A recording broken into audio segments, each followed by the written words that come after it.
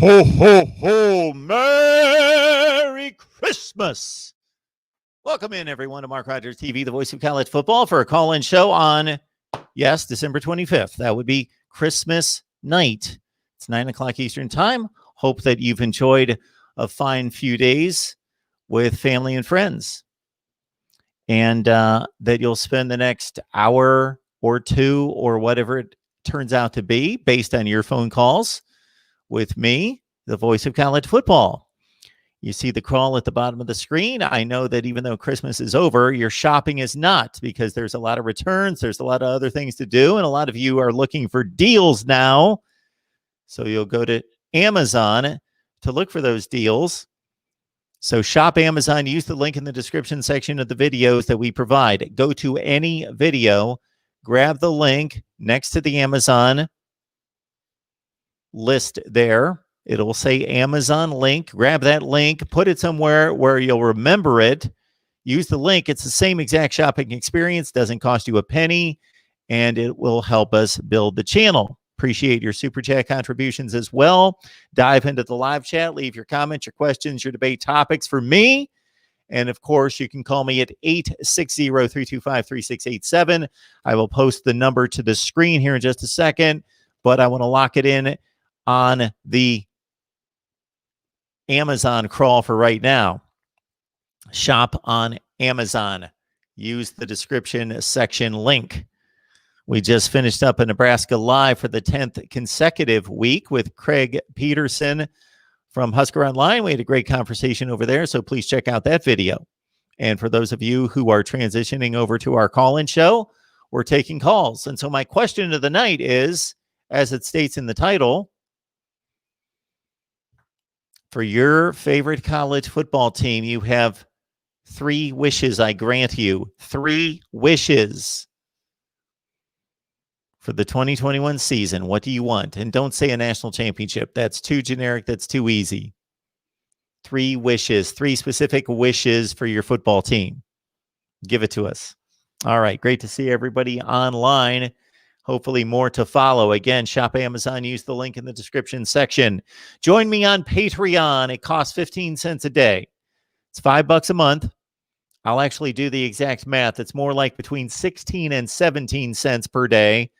Join us on Patreon. You get my predictions.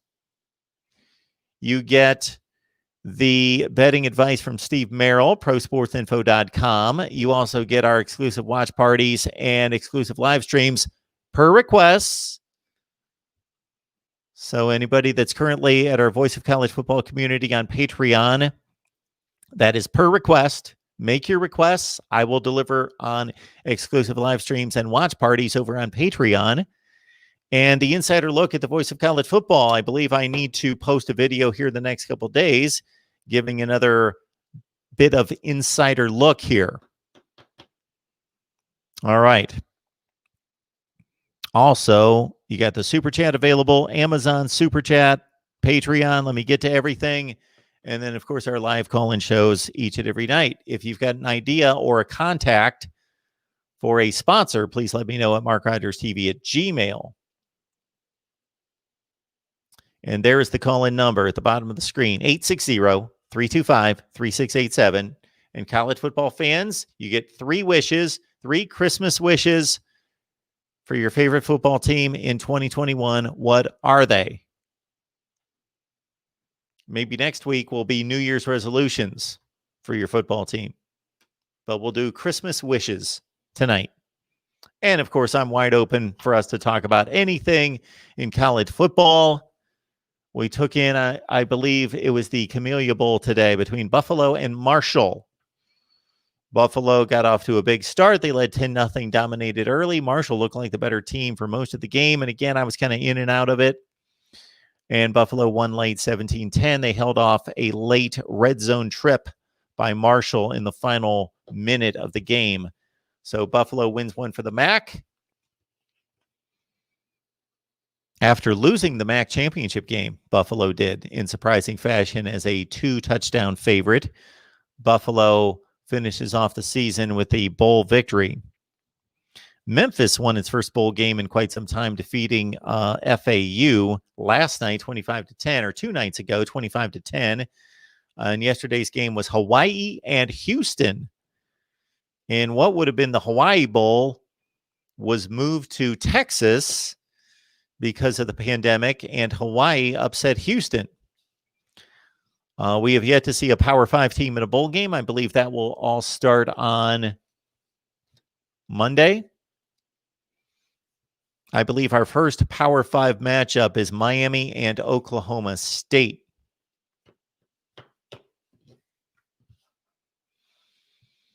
Also, keep in mind, everybody, that if you're a fan of a particular team, we may have that team covered on a team-specific channel.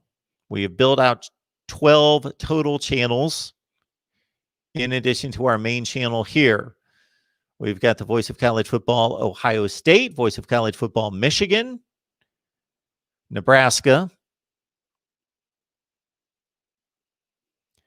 Texas, USC, Oregon, the SEC, Notre Dame, Miami, Florida State, Clemson, and it seems like I'm missing somebody. But that's what we've got available to you. So if you love one of those teams, if that's your favorite team, please head on over. And full disclosure here, you're not going to get any different content right now, but it's coming. Just like we've done with the Miami channel, where we have some exclusive live streams and different content there than we do with our Miami posts here on the main channel. We will be doing the same thing with all the other channels. So if you're a Michigan fan, for example, please search Voice of College Football Michigan. You'll find our channel. Please subscribe right there. We need to get to 1,000 on all these channels. 860-325-3687, and leave your Christmas wishes for your favorite football team in the chat. We'll read them off.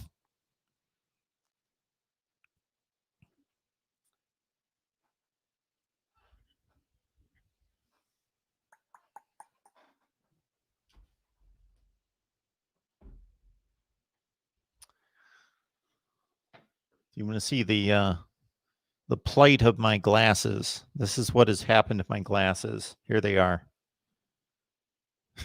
There they are. So, rough week for my glasses. They're out. Forgot to put my contacts in, so I am blowing up the screen about that big to read your comments. Coming in from SPH Huntsville. Good to see you, man. I'm sure you're confident about your game against Alabama, against Notre Dame, of course. So let's see. Just in the past couple of days, we have covered Florida, LSU, Alabama. So check out those videos that are coming out. We've done a preview on Oklahoma, Florida in the Cotton Bowl, Alabama, Notre Dame Sugar Bowl, and a few others are coming your way. Good to see you, Matthew. James as well. Merry Christmas to everyone. Hope you had a great time today, last night. My Christmas is more focused on Christmas Eve because my kids are here on Christmas Eve, and then they leave sometime on Christmas Day. So then it becomes a typical day. But we finally got the tree behind us. I hate to tell everyone this, but I'm glad you really can't see it. You just see the ornaments and the sparkly lights right now. It's the worst tree I've ever bought in my life. It's the ugliest tree we've ever gotten. My daughter and I, we take tremendous pride in finding a great tree. We always come through with finding just a nice, fat, perfectly proportioned tree. Just a really nice tree. Just couldn't get it done this year. Usually we put up our tree the first weekend of December, like conference championship weekend. That weekend, we'll put our tree up. But since she started to college, and then she doesn't get home until late December, The last couple of years, we put up the tree late, and we got into that habit this time, or I guess I did.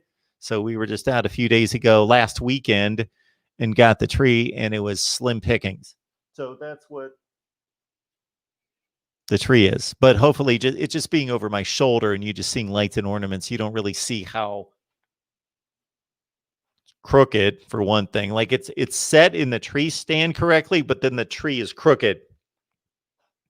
That's number one. And it's skinny. It's too skinny. It's a skinny Christmas tree. They shouldn't be skinny. They should be fat. So that's the worst Christmas tree of all time here in the Voice of College Football household. So Merry Christmas, Matthew. Good to see everybody here. We got James just, lining up the comments. James Willis here. James, I don't believe I've ever seen your name here before. So thank you so much for joining us tonight. And you get the big greeting. Welcome to Mark Rogers TV, the voice of college football. It's great to see you. Would love to know who you root for, which it looks like it might be Michigan State. And how long you've been watching. James says, not that anybody cares. James, I care. But Rocky Lombardi has left MSU and entered the transfer portal. I'll have to do a video on that and get about 37 views. Thanks, James.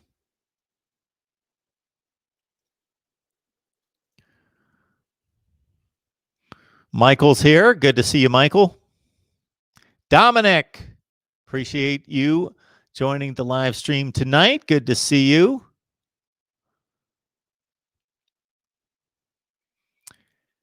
If anybody would like to be a moderator, we've got 9 moderators right now. We're trying to figure out how to get Michael on board, but we've got 9 moderators technically, but Cheryl is really our moderator, and she would like some help, and she deserves a break and some help. So if you would like to be a moderator, please contact me at MarkRogersTV@gmail.com. Just go to MarkRogersTV@gmail.com and ask to be a moderator. Also,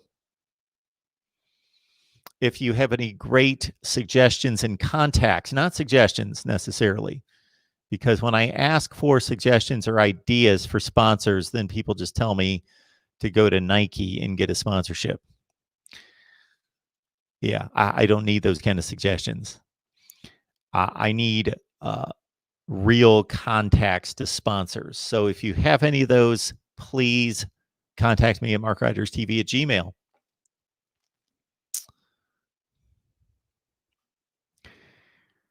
David, Merry Christmas. Regardless of who we root for, we are on here and we have more in common than we are different. Good message for tonight, David. Thank you for that. Michael, my wish for Purdue football next year is to have a good defense. They had a good defense in 2017, Jeff Brom's first year. David, good to see you. Merry Christmas to you. Merry Christmas. I hope everybody's celebrating the true meaning of Christmas out there. We had a great call the other night from Byrick. Was it Byrick? Yes, it was Byrick. Great call. And I believe he left a link in the chat, which was a story about the writing of and the origin of the song Silent Night. Really good stuff. Matthew's wish list would be that the Buckeyes beat Clemson. Okay. You guys are just, I was expecting a little bit maybe more creative. I should probably have, I should have done a better job setting up this wish list. You cannot just have blanket championships. Let's win the national championship. Let's win this game, win that game. No. Your wish list is components to build a team or whatever you want. If you want different uniforms, there you go. But generally, I would think that most of you in building a better football team your wish list would be maybe pass rusher, cornerback, shutdown corner, game changer at wide receiver, something like that. Not we're going to go 12-0 and win the national championship. Okay, that's what everybody would wish for. Got James, his wish list. Harbaugh gets fired. Michigan State basketball starts winning again, which doesn't count. I can't think of a third. So the best you can do as a Michigan State fan is to get your rival's coach fired. And you've not helped your football program at all with that wish list. You've done nothing. That's okay. It's all right. David Stein, my Clemson wish list is for Tayson. I don't even know who that is. I should know. Oh, I know who that is. I just can't pronounce his name. I've never heard it pronounced. To not transfer, we would have, zero depth at quarterback. He's the next one in line. Yep. I've never heard anybody necessarily say his name, or I wasn't paying attention well enough. My wish list for Clemson football is that they stop recruiting and signing quarterbacks with difficult names to pronounce. A lot of love for Michigan State. My son has always said that Michigan State has the best uniforms until they started wearing these like dumb, goofy, fluky, geeky, what word do we want to put on it? Cheesy, like lime green Oregon looking uniforms. No, you're Michigan State. You play in the Midwest. Wear your clean look, Spartan on the side of the helmet, that Kelly green and white. That's all you need.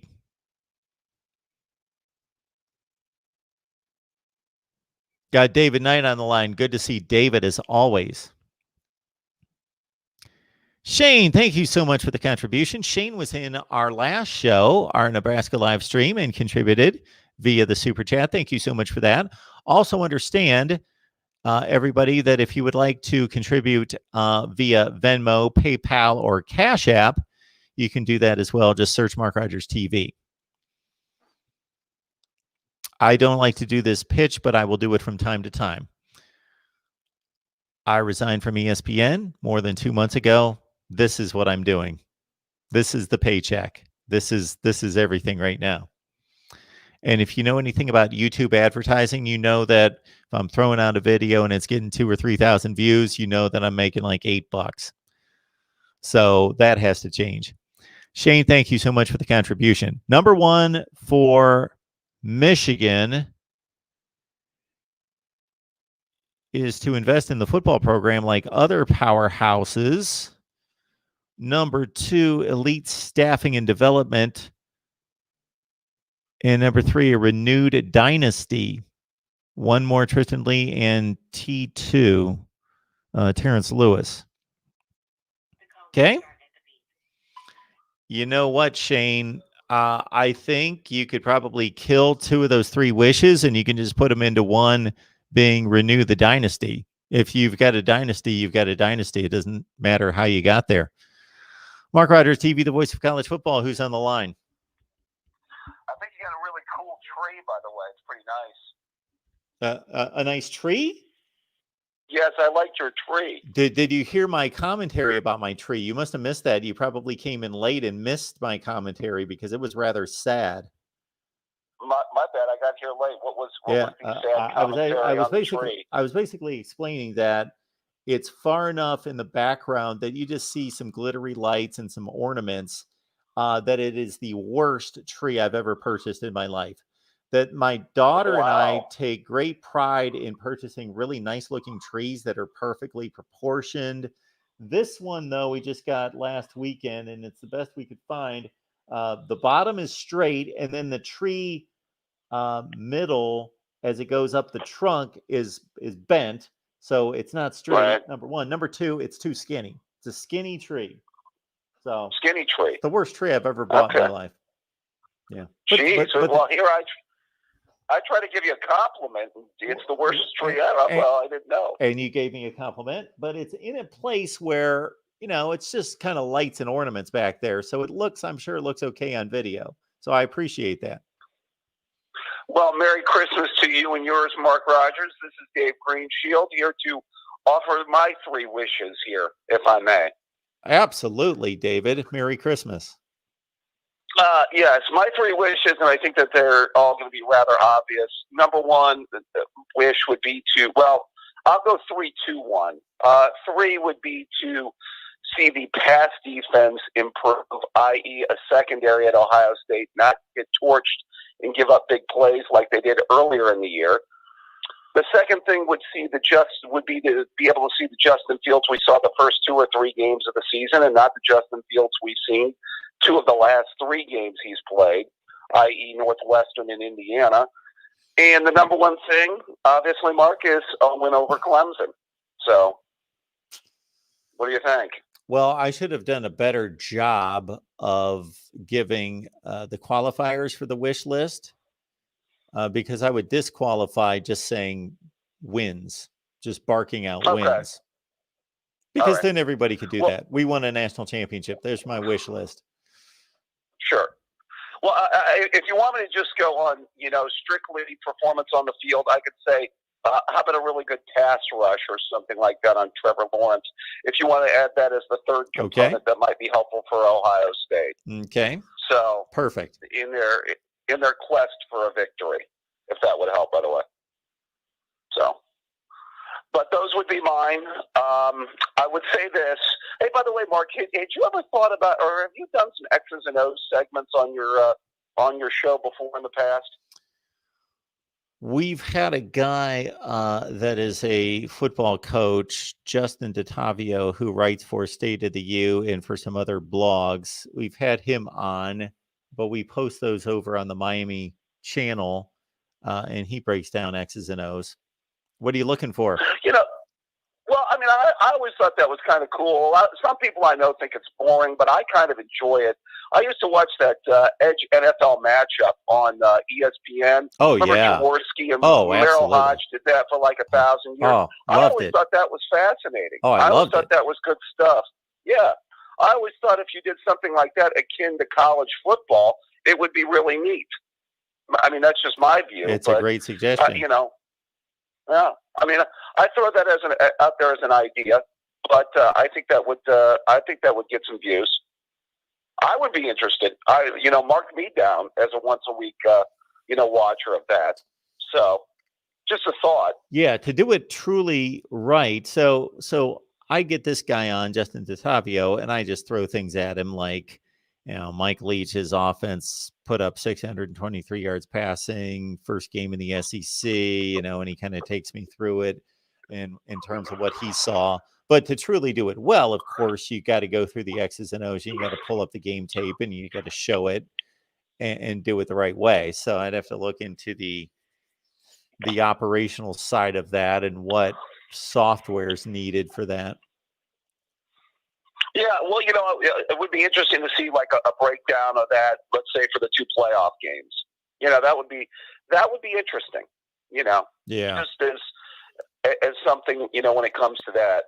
By the way, I wanted to kind of give some of my own thoughts on the playoff games. By the way, isn't it interesting? I just have to say this: the Heisman Trophy ceremony. One comment on this is going to be on January 5th, correct? Yes. Okay. Question for you.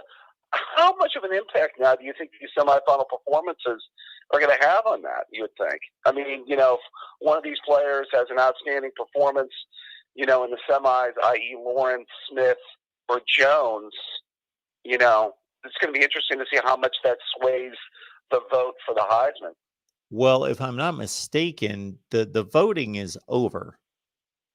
Oh, okay. It's already in? Yeah, I can look that up and verify it, but first of all, I would just assume that it is. That the rules are exactly the same as they are every year, that the voting is all done after the regular season, number one. Number two, I believe that I did hear whatever date that is. Mm-hmm. Yeah, it was interesting that they everything's all moved around this season anyway, so I guess it's fitting that they moved the Heisman to that date, right? Yeah, January 5th is what day? Is that a Saturday? Well, what is that? No, the Saturday is January 2nd, so 3rd, 4th, 5th. Would that be like a Tuesday or a Wednesday or something like that? Oh, Tuesday, I think. Hmm. Because with the 1st is a Friday. That's how I know that. So I don't know. I find that to be strange, but I think that's going to be interesting. I know you haven't done a lot with the Heisman stuff this year. We were talking about that before. I haven't, and it hit me yesterday. I thought, okay, I'm going to have Christmas Day pretty free. I should work on a Heisman video because I have changed my mind concerning the Heisman to a certain extent. I know who I would vote for now. So I think maybe I'll do that tonight. Let's put together a video. That'd be an interesting thought. I'd be interested to see who gets your vote. I just want to say this too, by the way. I mentioned kind of the semifinal games. I just have to say, Notre Dame to me in that semifinal, I haven't commented on it yet. By the way, is that line still around 19 or 20? I haven't looked at it. That's what I hear. Okay. It was the last that I checked. Yep. Because I just think the bottom line, my evaluation of this game, I'm seriously thinking about taking Alabama because I think this game could get real ugly. I just have to say, I just don't know how Notre Dame, from an offensive standpoint, because this is the thing I keep on coming back to with Notre Dame. I think they have a good quarterback, but I think he's the weakest of the 4 playoff quarterbacks. I think they're solid up front, but the thing that gets me about Notre Dame, and this is something I've remarked and something that I noticed a couple years ago, I just don't see the talent on the outside, the skill players at the receiver positions that you're going to need to put a lot of points on the board, which you're going to need to beat Alabama or even keep up with Alabama. Like, you watched Alabama play Florida. Florida had the players on the perimeter to challenge them and create some mismatches. I think Ohio State, to a degree, has that. And I certainly think Clemson has the ability to do that as well. Is that something you're seeing missing from Notre Dame that could cause this game to be lopsided? Absolutely. So if we had a Notre Dame beat writer here, I'm sure he would push back to a small degree, at least, because they know the nuances of all the players. But I think they've recruited and been playing pretty much the same receiver in 3 different positions. They have really done a great job. And these guys turn out to be NFL players, so they're no slouches, but they are fielding the same dude all across the board. They are fielding big body receivers that are not, right. They don't have the full complementary of the polished number 1 receiver that's the great route runner that's fast, but he's not the burner guy, but he's your number 1 guy that catches 75 balls. And then your complimentary burner guy who doesn't catch a ton of balls, but they're all over the top, your 50-yard type plays. And then your Hunter Renfrow slot dude, Julian Edelman, that can find the sticks, knows how to look at the zone and pick out the right place to sit down and catch the ball, and is tough to guard in a little bit of an area. And then your big body receiver in the red zone. They seem to have that guy repeated like 4 times.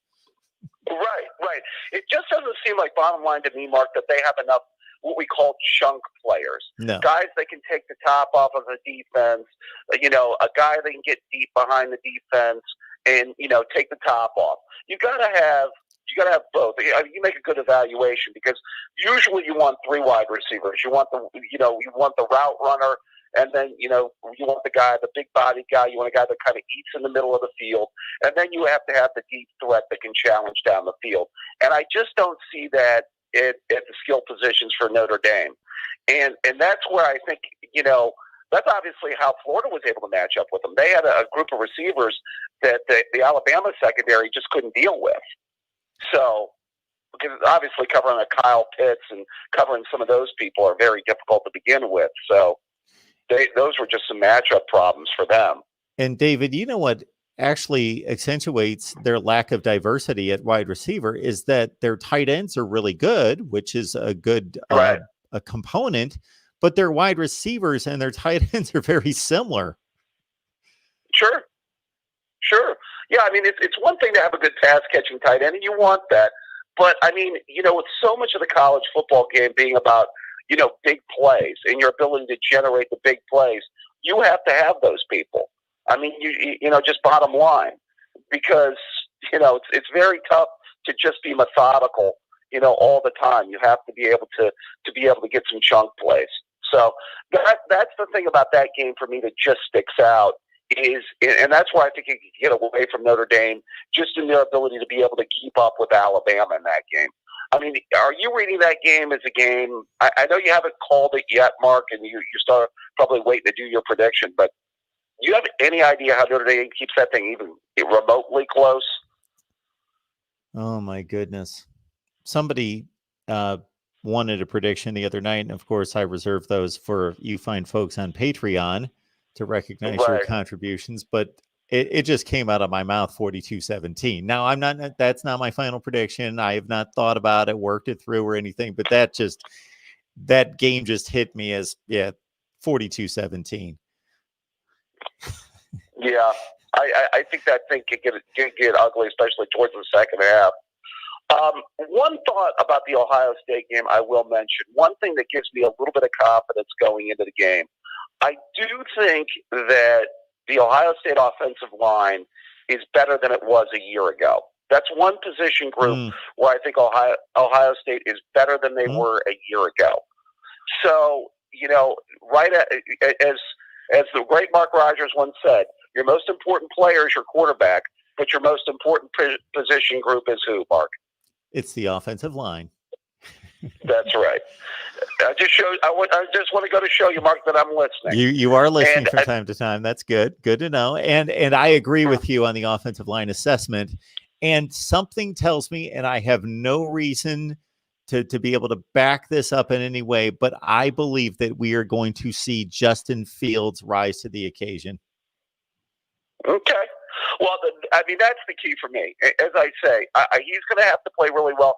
And I would say this too. I think if Ohio State can't leave anything in the bag. I think that they were hesitant to run him last year.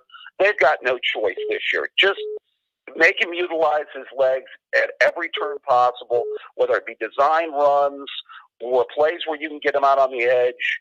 I think they've got to do a lot of that in this game. And I think I think that would be a great option in this game. What are your thoughts on that, maybe? Well, of course, he's not compromised like he was at this point last year in the run game, which was my assessment at the time before and after the game was. It's too bad that Justin Fields was compromised and has been for about the past 5 games with that knee brace and not running with the mobility that, especially once Dobbins was lost, they turned into a drop back passing team. They didn't even look like they were running the same, RPO kind of offense midway through the third quarter to the end of the game. It was pretty much Justin Fields is just dropping back and becoming a pocket passer. Right. Yeah, I think that they have to do some of the RPO stuff. I think even they have to do some just design runs. Not to mention get him on the edge, do some rollouts, things like that. Just allow him to be able to use his legs wherever, whenever you can. Because, you're going to have to, I believe. And you can't leave anything in the bag. It's obviously a playoff game, so it's lose or go home. So, that's, you have to do it. So I think that's going to be something that would be interesting to watch. I would be optimistic if they came out to throwing the ball early to set up the run like they did last year. I think that would also open up their running game a little bit as well. But it's going to be interesting to see that game plan. Absolutely. So, David, I'm going to take some of these calls. I appreciate the phone call. Always a pleasure, Mark. You take care of yourself. Press 1 to start the call. The call will start at the beep. Mark Rogers TV, the voice of college football. Who's on the line? Oh, like 3 phone calls coming in at the same time, and then all of a sudden, nothing. Okay, here we go. Here's another one. Nope, they're gone. A lot of good comments here in the live chat. I would like to get to them because many of them are ones that need a response. Tyler, appreciate that you would like to see Uncle Lou and myself. Uncle Lou's amazing, does a great job, is funny, and all those good things. And I've always appreciated and been entertained by his work, even though I don't get to catch too much. Would love to do a show with Lou. Sure. Mark Rogers TV, the voice of college football. Who's on the line? Hi, Mark. It's Ben. Hey, Ben. How are you? Good. I'm doing good. So, I wanted to ask you a quick question that I've been thinking a lot about like 18 playoff and when do you think that will happen? Because in my eyes, it's gonna happen. At least it's gonna happen one day. But when do you think that will happen? And do you think that will give teams like Cincinnati and other Group of 5 teams a better chance, like I think, and most people do think it will? Or do you think that? Yeah, do you think that it'll give them a better chance to make it to the playoffs? Or I think that the most likely time for there to be an 18 playoff is at the end of the current television contract and the agreement that's currently in place. I don't know off the top of my head, even though I worked for that company up until 2 months ago, when that is. That can be Googled pretty easily. So I don't know if anyone wants to drop that in the live chat when the TV contract is up, because all that is written into the contract in terms of the number of teams that are selected to the playoff and how that's going to be handled from a financial standpoint. Not that it can't be changed, not that it can't be altered, because certainly more games means nothing but more money for everyone. So that could be altered before the TV contract, but that's the most structured way that would be reviewed at the time. Just like when the BCS contract ended in 2013, that's what happened. They went to a playoff. They reviewed the situation, and they decided to go to a 4-team. Let me correct myself on that. A 4-team invitational, because we all know it's really not a playoff. It's an invitational. What was your other question? Oh, about the Group of 5. Well, certainly it's only obvious that the more teams that are invited, the more of an opportunity and chance that a Group of 5 team would be invited. I don't know if they would make a stipulation of what teams could and could not be invited, meaning they could just announce we're going to an 18 playoff and nothing's changed. Nothing else has changed besides we're going to select 8 teams. So we can select 8 teams from any conference we want. They don't have to be conference champions. We don't have to have a Group of 5. We're just selecting what we think are the 8 best teams. They could all come from the Big Ten. We've got no rules. Just like right now, there are no rules. They have a lot of guidelines, or so they say, but there are no rules. They could select the 8 teams from the ACC or the 4 teams from the ACC. So my thought would be, I would like them to come out with an 18 playoff and at least have 2 rules. One being that all the conference champions from the Power 5 make it. And number 2, that the best team record-wise in the Group of 5 is selected. Mm-hmm. And then the other thing, though, I'm on the fence about the 18 playoff because, yeah, you put Cincinnati in the 18 playoff, and so yeah, you put Cincinnati in.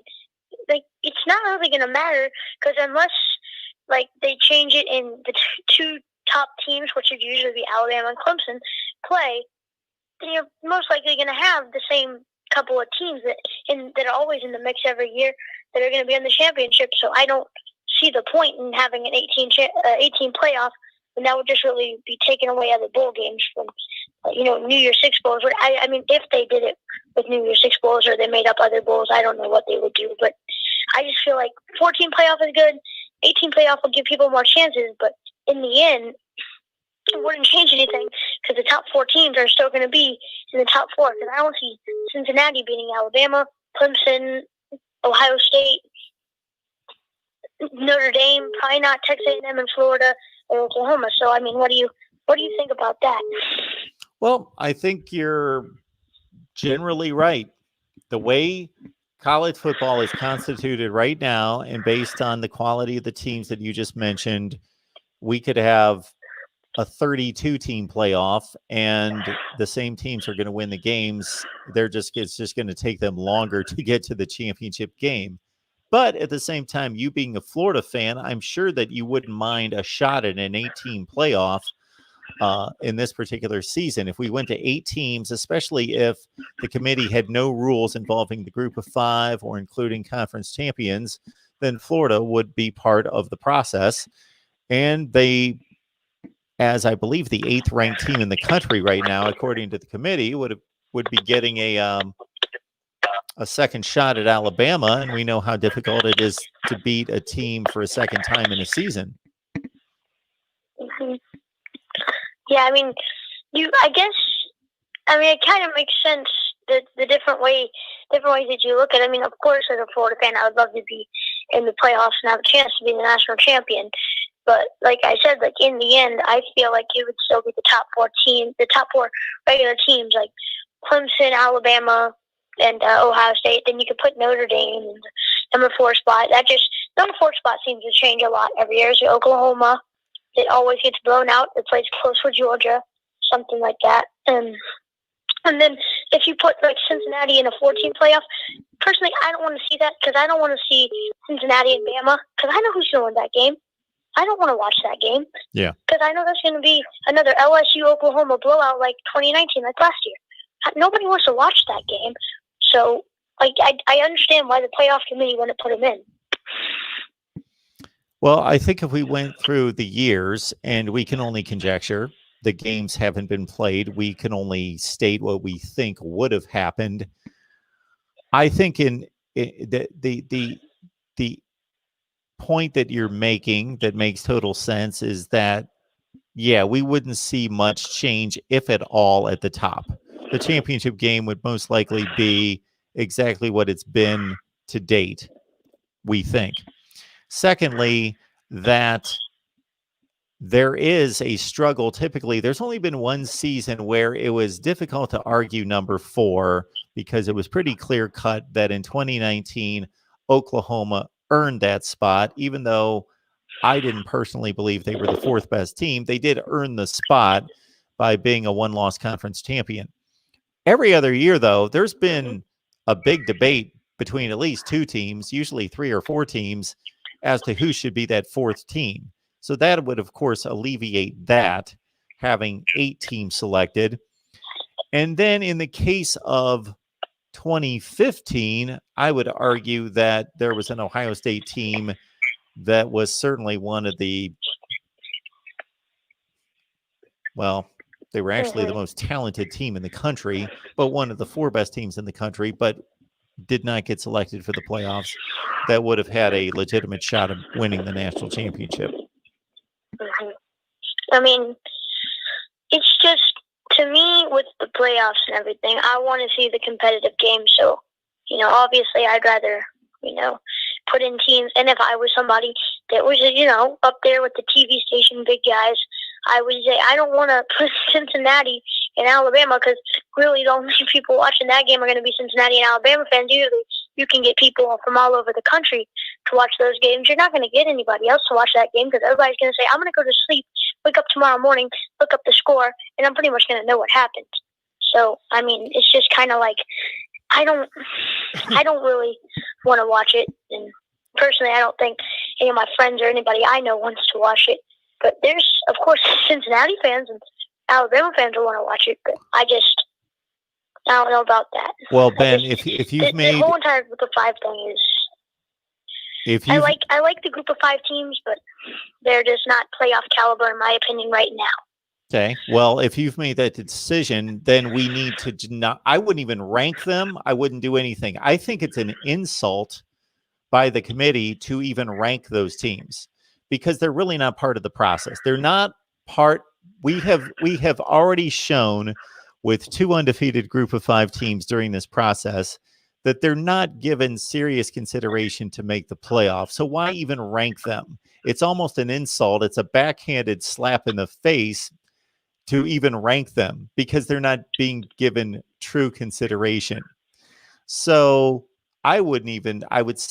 there has to be a fundamental decision made to either include them or disclude them. Either they're going to be part of this process or not. They're given lip service that they're part of the process, but they're not part of the process. So leave them out, tell them to play their own playoff, or include them. one or the other. I don't care. I have different thoughts about how competitive they would be, but I have no issue with them being included. But one or the other has to be done. We've gotten to a point now that it's a joke. So that determination needs to be made. I mean, I don't think the thing about like what you said with not ranking, I don't know. I mean, I guess you do have like a choice because pretty much all these teams that are ranked, you're pretty much putting a number next to them and then shoving them into a bowl game. And what is it? 11 teams get into a New Year's Six bowl. So I guess I get your point. I mean, I think they should be included, but I think that also, just personally, that wouldn't be much of a watchable game for me. I mean, I know there's other people that would love to see Cincinnati. I'd love to see Coastal Carolina in the playoffs. That's just my thing. I love Coastal Carolina. Coastal Carolina is like my... So, Ben, you don't want to see Cincinnati in the playoffs, but you want to see Coastal Carolina in the playoffs. I would personally like to see that one day, yes. Just because of I just like Coastal Carolina. They're just something about. Did you like them a year? Did you like them a year ago? I've liked them for a while now.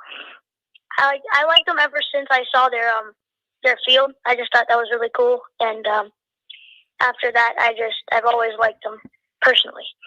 I'm kind of scratching my head. I'm just trying to get your mind. So besides the cool looking field and the story, you started out the conversation talking about what would happen on the field between a group of 5 and a Alabama type powerhouse. Cincinnati's been the best group of 5 teams this year. Last, they were in the top 2 or 3 the last few years. So if we include Coastal Carolina, we would see the same result, if not worse. Yeah, I kind of understand that now. I wasn't thinking when I said that. No, I get you. I get you. Like I get you that you like Coastal Carolina. There's certain teams in the group of 5 that, of course, I think every team should be given a chance. I think it was the Cincinnati AD that said every team should start off the year with at least a minor path to the playoffs that's in, Division I. But, I mean, personally, I don't think they would put up much of a fight. It would be, good for college football just to kind of expand. But personally, I wouldn't watch many of those group of 5 teams play in those playoff games, other than, of course, Coastal Carolina and maybe Louisiana. But I don't think those would be good games either. See, this will never happen. But if I was running one of these group of 5 programs, let's say Cincinnati, and we went undefeated. Let's say this was a normal season. And what happened to UCF a few years ago happened to Cincinnati. Again, this will never happen because money is money.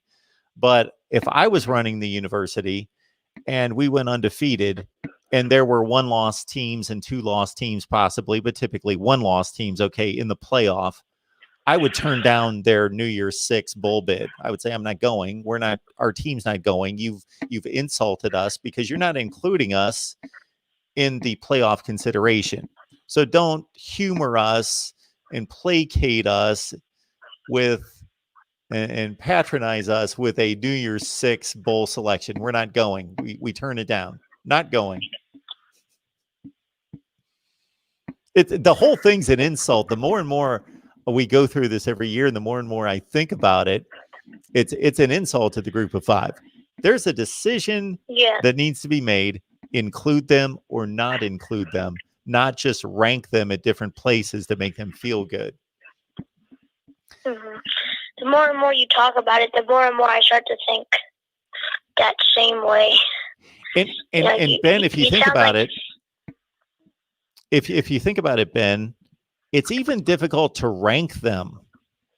So I know that this happens every year. If you grab the final top 25, whether it is mine or the APs or the coaches poll, you'll see in the last maybe 10 spots between 15 and 25, you'll see a few group of 5 teams pop up that are typically like 11-2.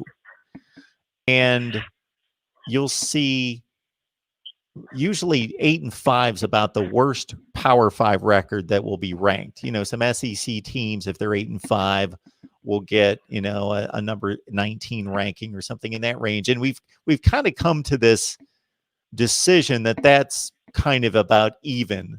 11-2 in the group of 5 versus about 8-5 in the Power 5. And we're ranking those teams with each other, even though they've played schedules that aren't even close. And we're just kind of making like this estimation. Whereas with the rest of the top 25, including the Power 5, it pretty much falls in line with record. There are certain considerations given to some teams that play brutal schedules, or maybe some teams that had a lighter schedule in the Power 5.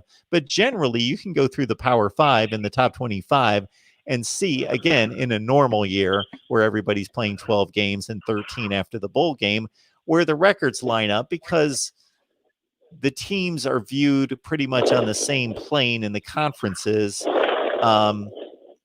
But then there's this group of, so when Army goes 11-2 and gets ranked like they did last year at 20th in the country, are they really the 20th best team in the country? Are they as good as Texas, an 8-5 or 9-4 Texas A&M team? No, they're not as good as they are, but we rank them 20th. We just kind of estimate, let's give them a 20th ranking.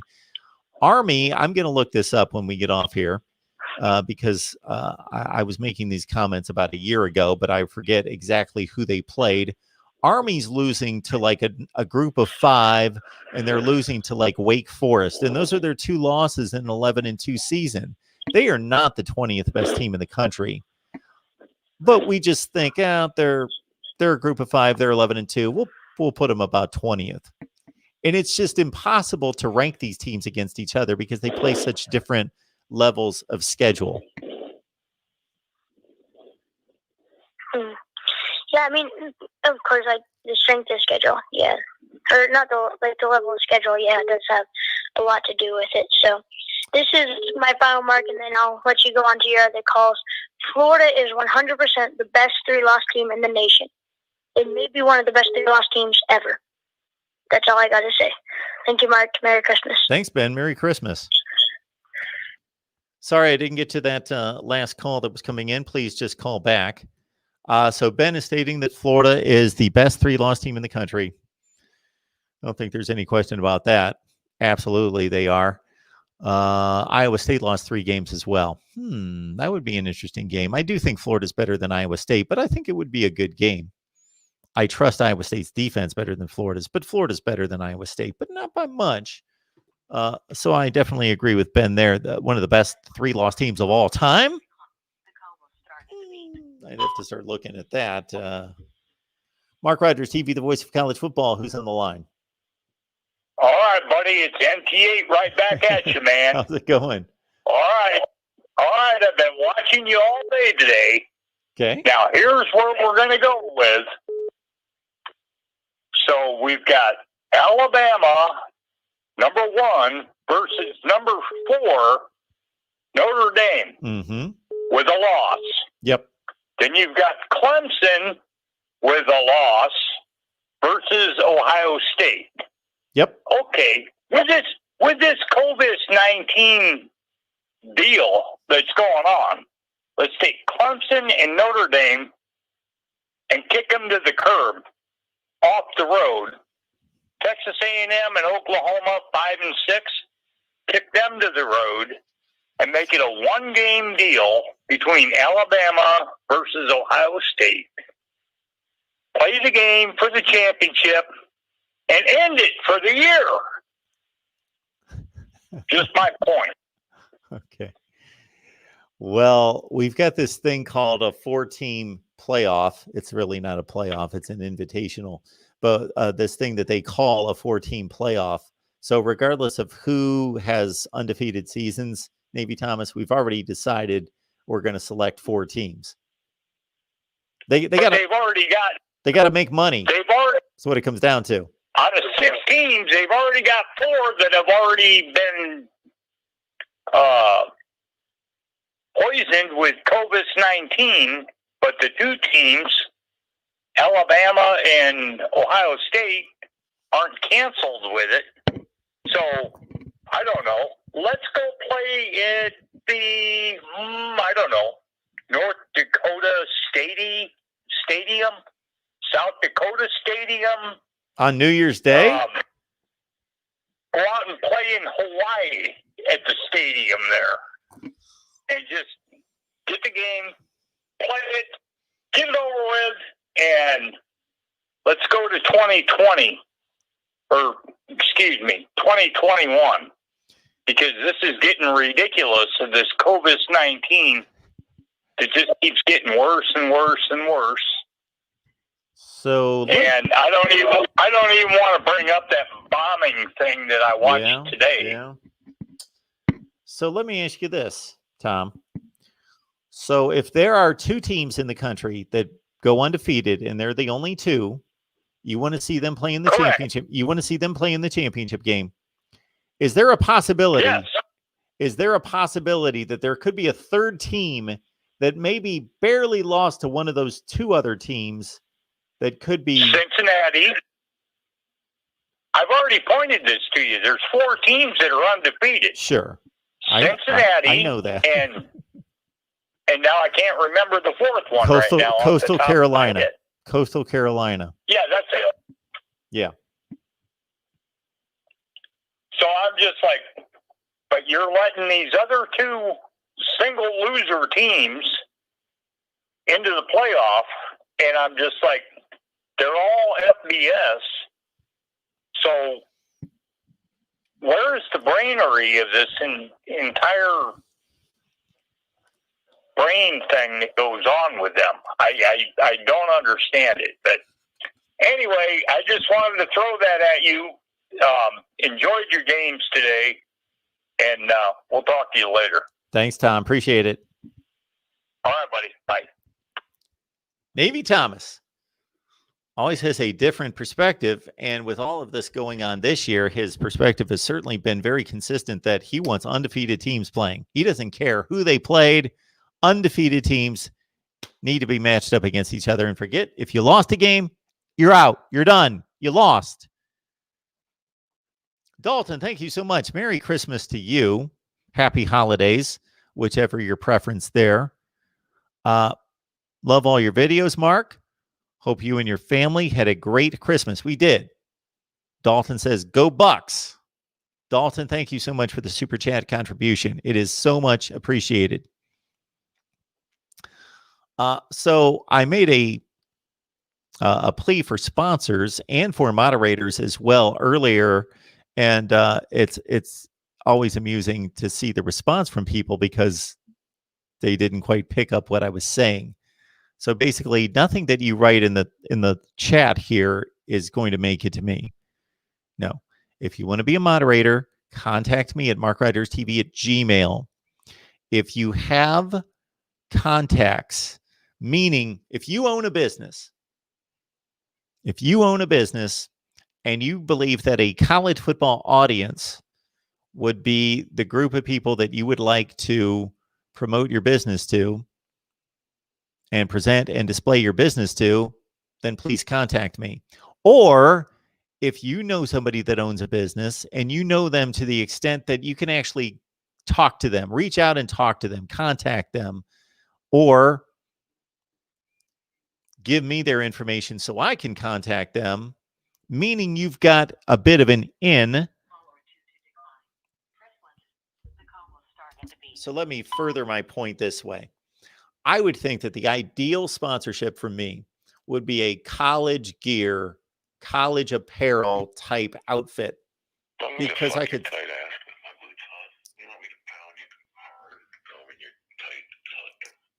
Okay. I can't even get this fucker off the phone.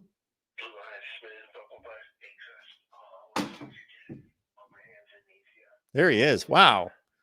I had my iPhone kind of flip out on me, which was a bit unfortunate because my iPhone was flipping out and the screen would not allow me to get that moron off the air. So as you can see, the next thing we need to do in all of this is we need to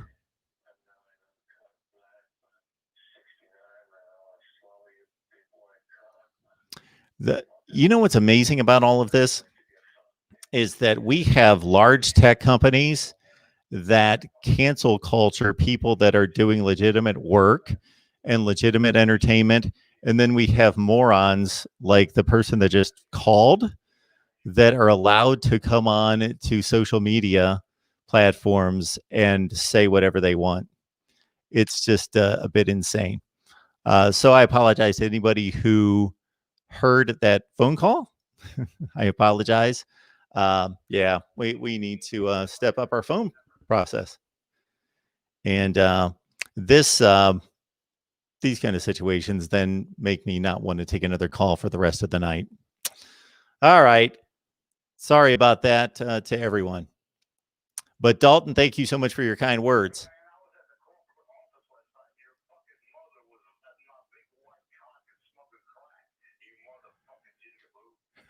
I will be back in just a second.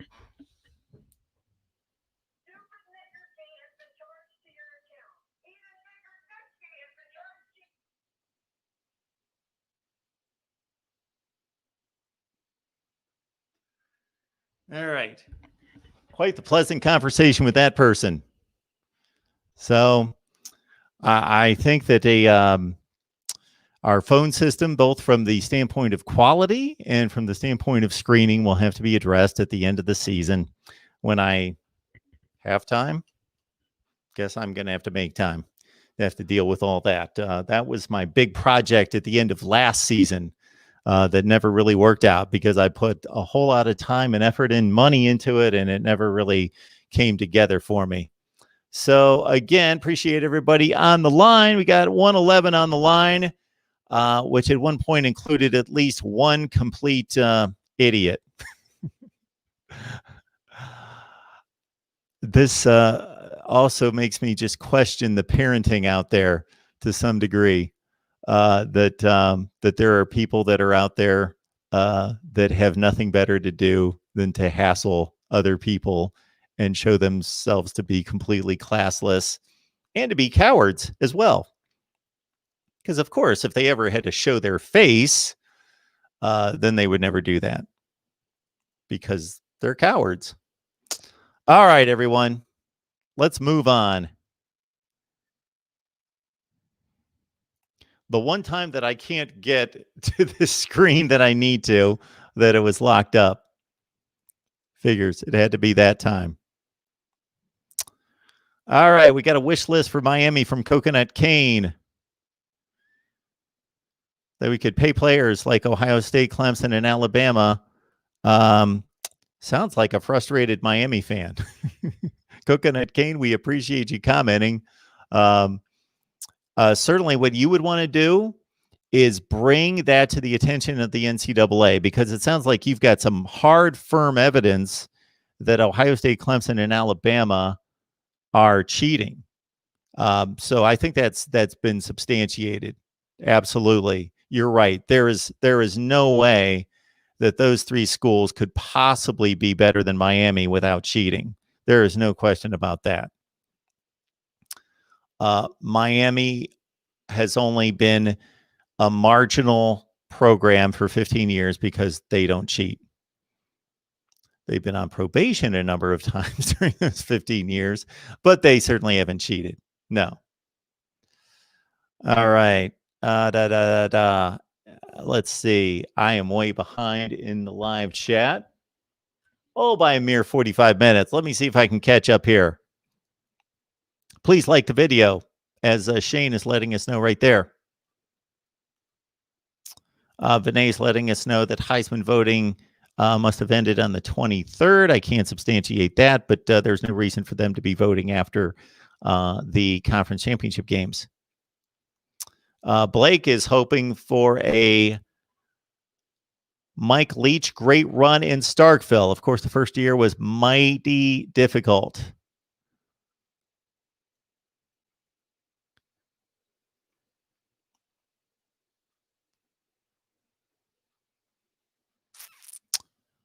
Shane believes that Florida would beat Clemson.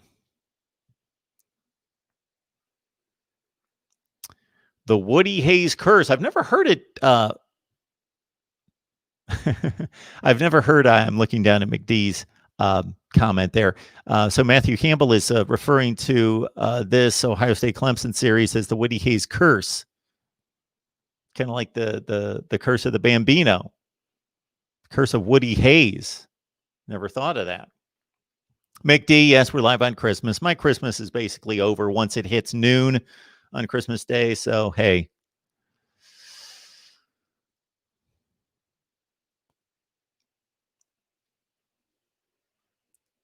Blake, vote who you want to, but Trevor Lawrence is the best player, and the NFL draft and money will prove that true easily. So there's a difference between having the best season in college football and being the best prospect at the NFL level. Two different things. Not always the same. I would not vote Trevor Lawrence for the Heisman Trophy based on his regular season performance because he missed the most important regular season game of the year for his team, and he missed the Boston College game that they almost lost. So that's the best opponent on their schedule in the regular season, Notre Dame. He missed the game. And then he also missed probably their third toughest opponent, Notre Dame, Miami, then probably Boston College third. Yeah. Darlene, thanks for this contribution here with joining our live chat. I've never seen your name here before, but wishing that the new coach at Auburn, Brian Harsin, will do great. Wish for some good recruits and wish we will get over all divisions and come together for our team, War Eagle. Maybe some offensive linemen for them as well.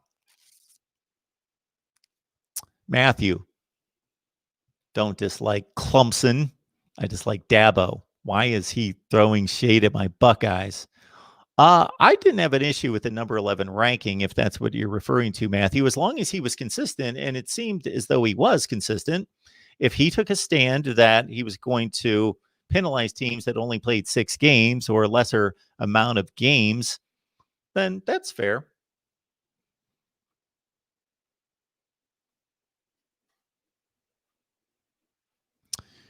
Mac wants all his juniors to stay at Miami. Travis, roll tide. Oh, shoot. I lost track of where I was. This thing kind of flips out on me from time to time. What comment did we leave up on? So I may be missing much of the chat, unfortunately, because this thing resets itself from time to time. Dalton, is San Jose State not undefeated anymore then? Oh, Dalton Moore.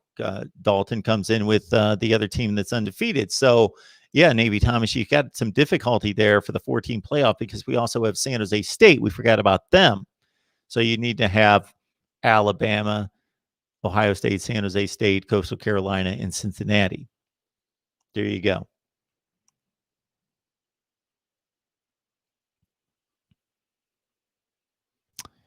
I can't wait to get to the live chat when we had the moron call.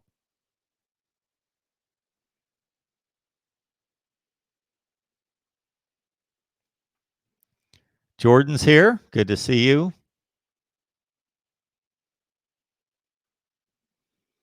Blake's a Buckeyes fan.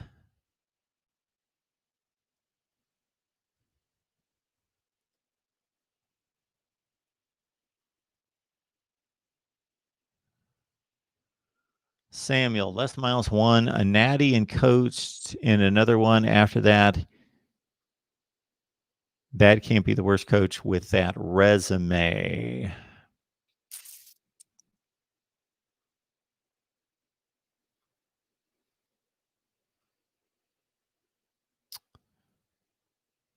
Anything else here?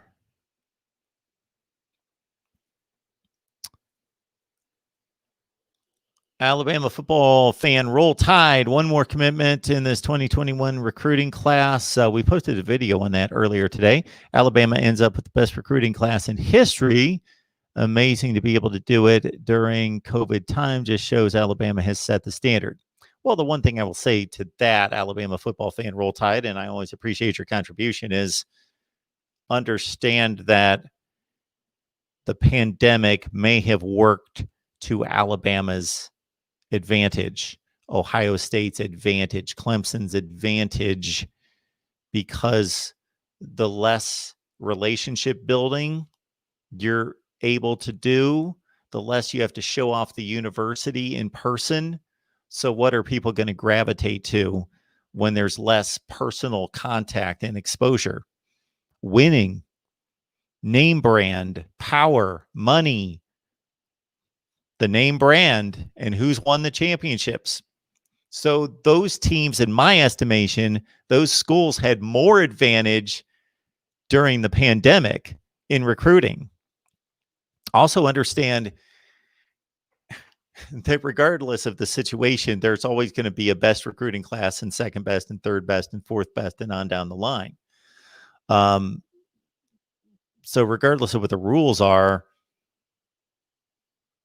there's going to be a best class. Got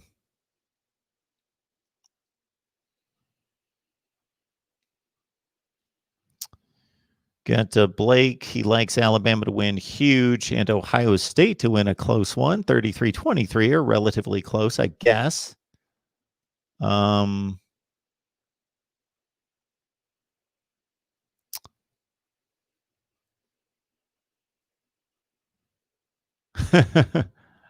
I did let one slip, didn't I?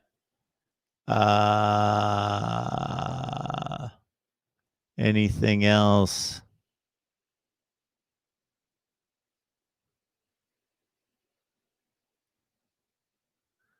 Got, again, Matthew likes the Buckeyes.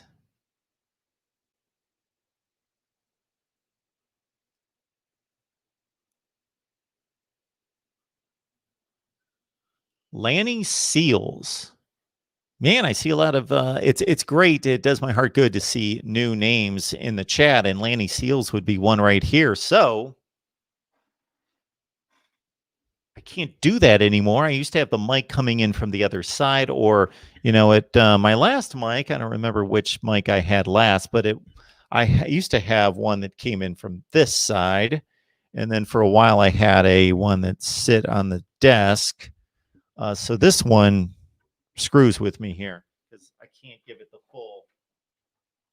Welcome to Mark Rogers TV, the voice of college football. Lanny, you look like a Buckeyes fan, I believe. Would like to know how long you've been watching.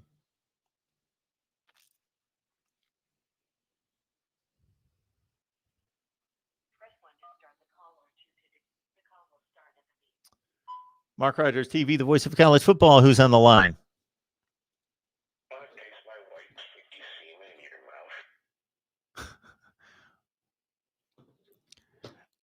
See you, moron. All you have to do is do that once, and then I don't put the phone by the mic the next time. All right. So unfortunately, now that's 2 in a row. We're locked in on the chat here. Yes.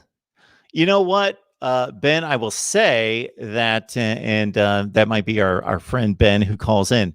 Actually, we do very well when it comes to the call-ins, and I have to show my appreciation to all of you who keep it amazingly clean in the live chat, and then also with the calls that I only get a call like that. Can you imagine having such a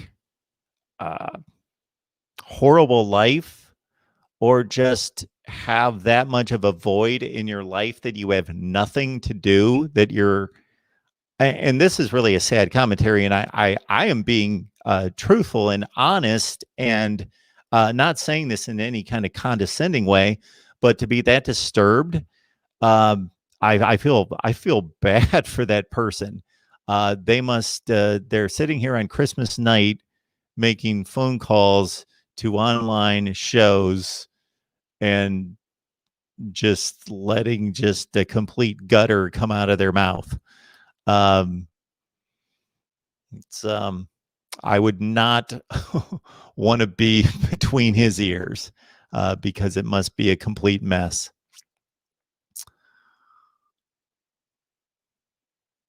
Number one ND fan, John David, the one with Lou Holtz and Mark May on ESPN calling for Notre Dame in the playoffs. Those guys haven't been on ESPN forever.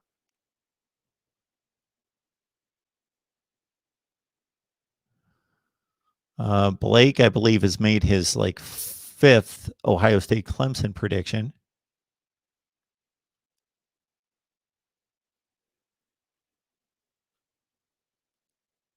Vinay, hey Mark, you hoping we play a 2 deep look or a 1 deep look from our coverage? Am I coaching this game or something?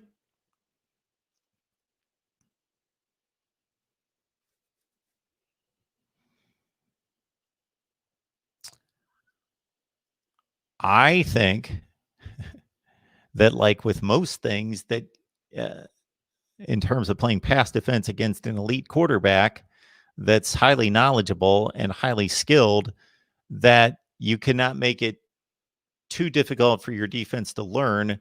And you have to stay with what you do well, but at the same time, you have to present wrinkles. So they're going to have to do both at certain points of the game. Here we go. Alabama's, whatever that recruiting points number is so far in this recruiting class, number 1 in the nation. They had the 57 best recruiting class in the nation in May. People were saying Nick Saban and Alabama were done wrong. Okay, Alabama football fan, roll tide. If anybody out there was saying that Alabama was done in recruiting in May, I saw those numbers too when they had the 55th best class in the country or whatever it was. You need to immediately stop watching those people because they have no idea what they're talking about. I guarantee that for anybody who said that Alabama was taking a downturn in recruiting at that point, that every single person in this chat is more knowledgeable about recruiting than they are. So please don't waste your time listening to people who are talking about Alabama having inferior recruiting classes. Mark Rogers TV, the voice of college football, who's on the line? Hey, Mark, it's Dominic. Merry Christmas. How you doing? Merry Christmas, Dominic. How are you? I'm doing pretty good. Good. Pretty good. It's good to hear a friendly voice. Yeah, definitely. How are you today? I'm good. I mean, it's been a pretty busy day here in Christmas. I mean, my family and I just had some prime ribs, some ham, and mashed potatoes for dinner today. Wow, that sounds tasty. Definitely did.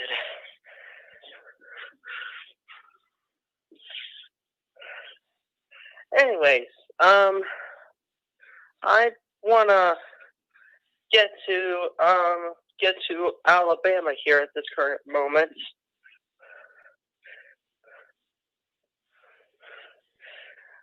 So Alabama, I mean, I thought they were going to lose one of their games in the season. Which game were they almost going to lose? Which one was that? I can't remember. Maybe the Ole Miss game was the only game that they had any reasonable shot of losing. Maybe the Florida game to a certain extent, but I would say the Ole Miss game was the closest game they played. Definitely Ole Miss. Yeah, but somehow they were able to come back and get the win. I was surprised. You were surprised that Alabama beat Ole Miss. Yeah, definitely. I mean, I watched that game. Okay. Yeah. And I was surprised that they were able to come back and get the win. I mean, I'm serious.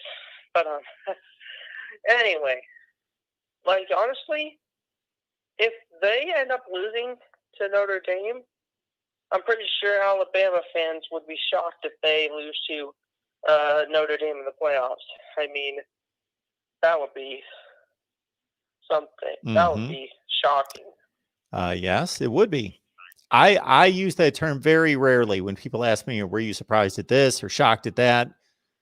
And I usually say, no, I don't really get surprised. I've been watching sports way too long. But if Alabama lost that game to Notre Dame, I'd be surprised. I would not be shocked, but yes, I would be highly surprised. Oh. Oh, yeah, definitely. But all right, well, it was good talking with you. Have a good night. Thanks, Dominic. Dominic getting over the shock of that Ole Miss win over the Alabama win over Ole Miss.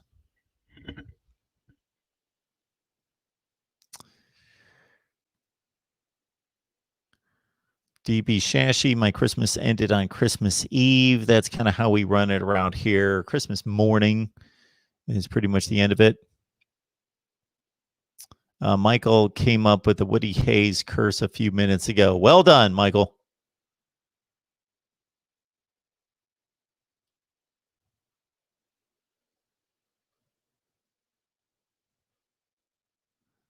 Yes, Samuel.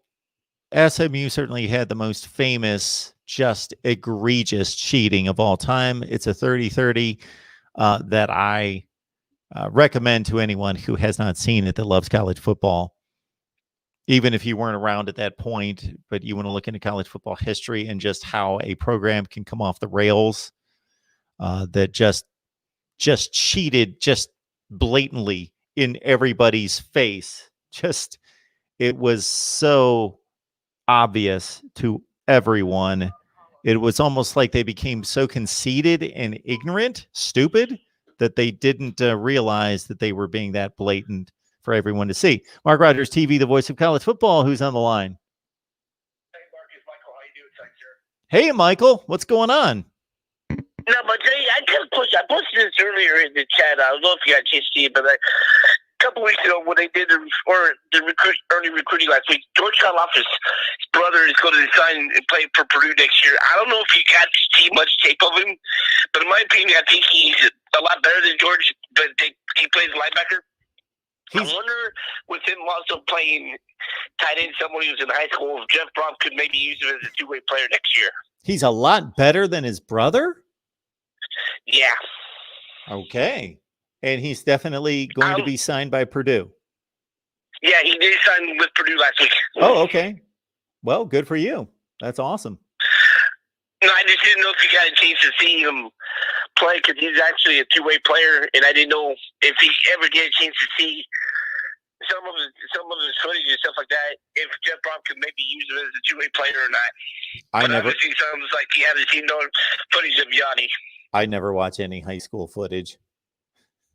Well, you don't? I just don't. Well, all right. No, I was just wondering. I didn't know if he ever did or not and stuff like that. Well, all right then. Enjoy the rest of the night. Hopefully you won't have no more of those callers like that. Absolutely, Michael. Thank you so much. Good to hear a good Mark. voice. Okay. Thank you so much, man. Yeah, take care. Bye. Yes. I'm not a recruiting guy. I don't watch high school. It's just, there's just too many other things to do in life and too much to do with this particular business that, for me to sit around and try to watch high school footage of all these players. Yeah. So I can't even get to all these bowl games I want to watch. All right.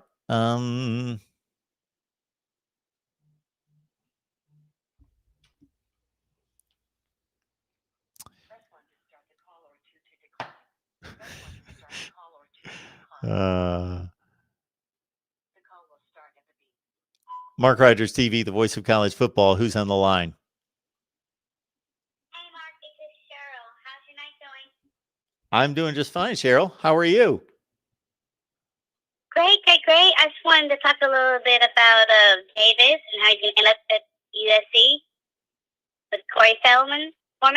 Yes. What would you like What do to you think know? about that? What do I think about Corey Foreman possibly going to USC? Yeah. Well, I had a conversation with an LSU guy about that today, who's typically very optimistic about LSU's ability to sign these players. And he is very confident that Corey Foreman's going to USC. Yeah, see, that was the main bugaboo about over here. It's whether or not, you're going to be able to take the fucking stupid grin off your face, you dumb motherfucker. I kind of thought that might be, but I went for it anyway. All right. I thought, yeah, I've never heard this person. Yeah. Should go with your instincts every time, shouldn't you? All right.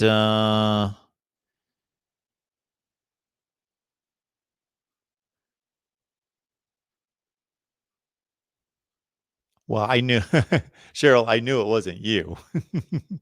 I knew it wasn't you. All right, all right, all right, all right. Besides being hungry, we will call it a night. Appreciate everybody on here. Remember that your individual contributions and a sponsorship will keep us going here at Mark Rogers TV, the voice of college football. We would like to be doing the same thing we are doing right now, this time next year. So we are certainly pushing through with every possible way that we can create revenue and revenue streams.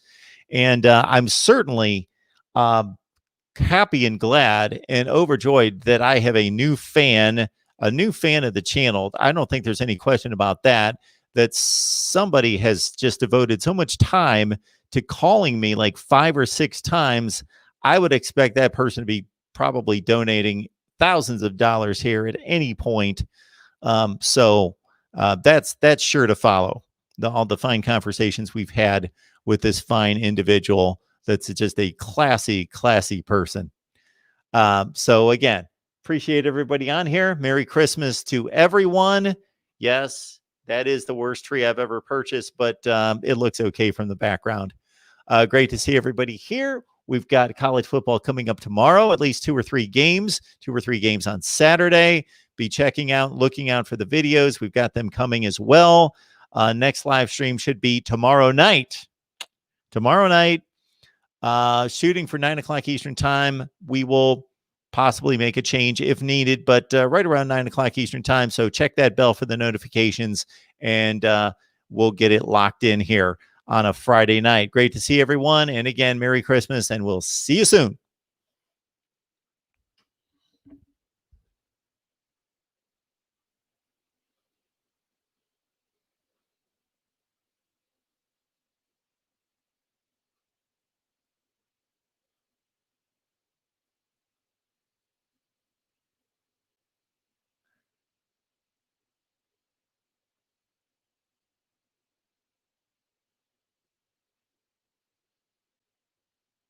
Thank you, Lanny. Thank you, Alabama.